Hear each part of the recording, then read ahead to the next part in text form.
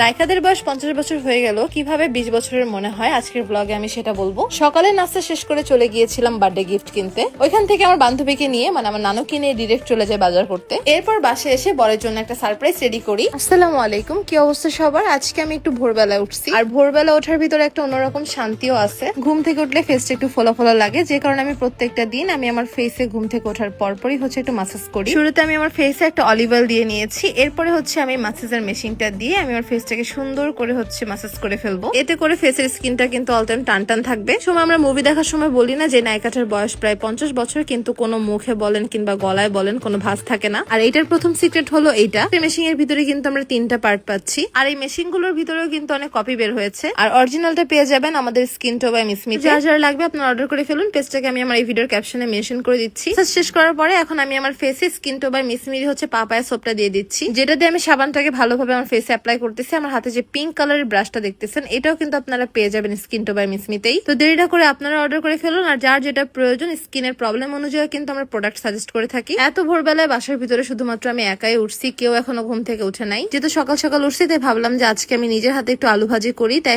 আমি আলু কুচায় নিছি, এরপর এখন আমি আলুটাকে ভাজি করব। মাঝে মাঝে নিজের হাতের খাবার খেতেও কিন্তু অনেক ভালোই লাগে। এরপর আমি চলে যাই একটা খেলনা শপে খেলনা কেনার জন্য। মেইনলি আমি এখান থেকে 2টা রিমোট কন্ট্রোল গাড়ি কিনবো। একটা কিনবো আমার দেবর প্রিন্সের জন্য, আরেকটা কিনবো আমার ভাই ইউসুফের জন্য। কারণ প্রিন্সের এই মাসে জন্মদিন, আমার ভাইয়েরও এই মাসে জন্মদিন। আর আমি একাই কিনতে চলে গিয়েছিলাম, আমার কাছে এই গাড়িটা অনেক ভালো লাগছে, তাই এটারই 2টা নিচ্ছি আমি। শুধুমাত্র তো দুজনের বার্থডে না, এই মাসে আমার বোনেরও বার্থডে। এখান থেকে সোজা চলে যাবো আয়েশার জন্য একটা ড্রেস কিনতে। গিফট কেনাকাটা শেষ করে গিফট গুলোকে বাসায় দিয়ে এরপর আমি চলে আসি মুরগি কিনতে। মাঝে মাঝে শরীর খারাপ থাকলে আমি বাসার বাজারগুলো অনলাইনে করি, বাট ম্যাক্সিমাম টাইম আমি অফলাইনে, মানে যে করতে পছন্দ করি। তো এখানে টোটাল আমি 10টা মুরগি নিয়েছি। ইদানিং আমার সাথে করে আমি আমার নানুকেও বাজারে নিয়ে যাই। আমার নানুকে ইনায়া মা বলে ডাকে। আমি একটু বকা দিলে সে তার এই মায়ের কাছে যে লুকায় থাকবে। ওদিকে মুরগি রেডি হতে হতে পরে ভাবলাম যে তাহলে একটু কাঁচা সবজি কিনে নিয়ে যাই। এদিকে সবজি কেনাও শেষ। আর হ্যাঁ, ভালো কথা, আমি কিন্তু মাছও কিনেছিলাম কিছু, মাছের ভিডিও করতে ভুলে গিয়েছি। আর এদিকে মুরগিও রেডি। তো আমরা দুই বান্ধবী গল্প করতে করতে চলে যাচ্ছিলাম বাসার দিকে। তো বাসা আসার পর এখন আমি মুরগি রান্না করার জন্য সবকিছু কষায় নিচ্ছি। ইদানিং আমার প্রচুর পরিমাণে কাজ থাকে, সারাটা দিন ধরতে গেলে আমি অনেক ব্যস্ত থাকি, যে কারণে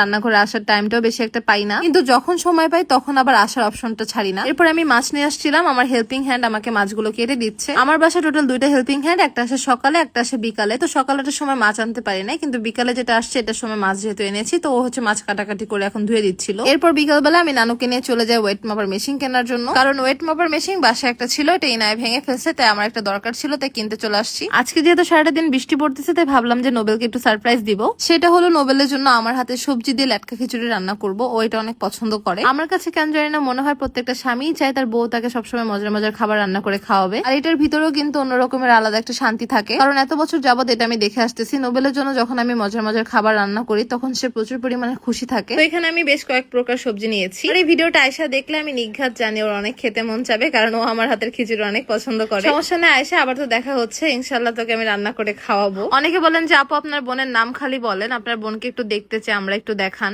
বলতে কি আসলে আমিও তোমাদেরকে দেখাতে চাই, কিন্তু এখানে একটা কথা আছে। আসলে আমার গোষ্ঠীর ভিতরে কিছু হাজি আছে যারা হজ করছে ঠিকই, কিন্তু মানুষের ভালো সহ্য করতে পারে না। নিজেরা ফেসবুকে ঠোঁটে লিপস্টিক মারায় ছবি ছাড়বে, নিজের বাচ্চা কাচ্চা অনেক কুকীর্তি করছে জীবনে, সেগুলো মনে না রেখে মানুষ কি করলো সেগুলো নিয়ে পড়ে থাকে। কারণে মেনলি আমি আমার বোনকে দেখাই না, আর আমি আমার বোনের কখনো খারাপও চাই না। যেহেতু আপনাদের মনের অনেক ইচ্ছা, ইনশাল্লাহ কোনো না কোনো একদিন দেখাবো। তো আবারও দেখা হবে আগামী ব্লগে। আজকের মতো এই পর্যন্তই। আল্লাহ হাফিজ সবাইকে।